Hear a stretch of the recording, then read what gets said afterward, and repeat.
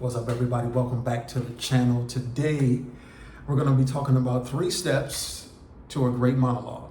If you're working on a movie scene, TV scene, theater scene, whatever it is, you want to make sure that you're embodied, that you are specific and are clear about your trajectory and your objective and what you're trying to get.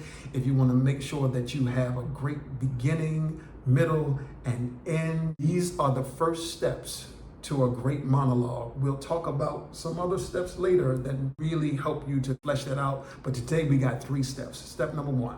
Get connected to your breath.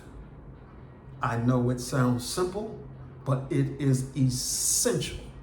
The breath is your superpower. Be clear. You have to get connected to that so that you can get properly connected to your character. And you can't do that if you shut off the breath from who you're trying to become. And so the way I do it is I'll run in place a little bit. I might do a little bit of push-ups.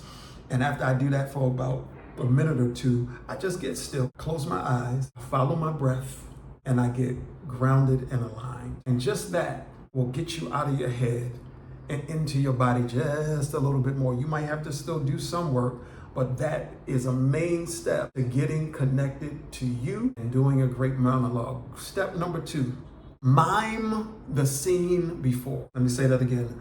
Mime the scene before.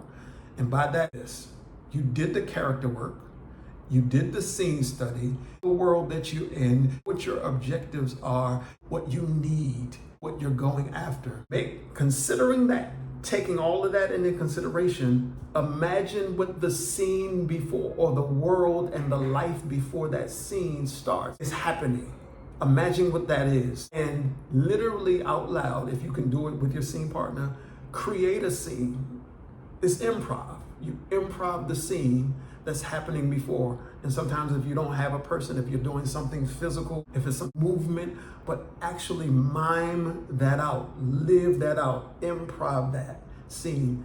And that is important because as a casting director or somebody that's watching producers or whatever and making decisions about who they're going to choose, when they see you have a life and a point of view and a specific objective that you're going after that comes into the scene before you even say anything, that really catches their attention. And when they're seeing 100, 500, 1,000 auditions a day, what happens before is just as important as what is happening within. And so mime the scene before. And number 3, do your scene in neutral mask. And I learned this from a really great director.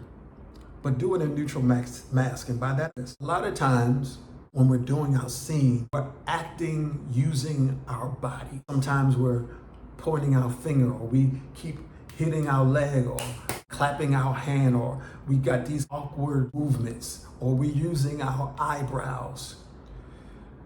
When you do neutral mask, what you do is you can put a piece of tape right above your eyebrows. If you don't have tape, just make sure you do your scene with this dropped into your breath. You can feel that in your diaphragm. And what you want to do is make sure you do the scene without your eyebrows moving at all. And so it's going to all sound monotone, and it's going to all sound one note. But what you're doing is, because your breath is dropping and you're not using all of these other things to tell a story, you're actually connecting to this magic that's happening down here in your creative center to actually tell the story. And so do a run or 2 in neutral mask, and then go do your scene and see how different it is from when you did initially.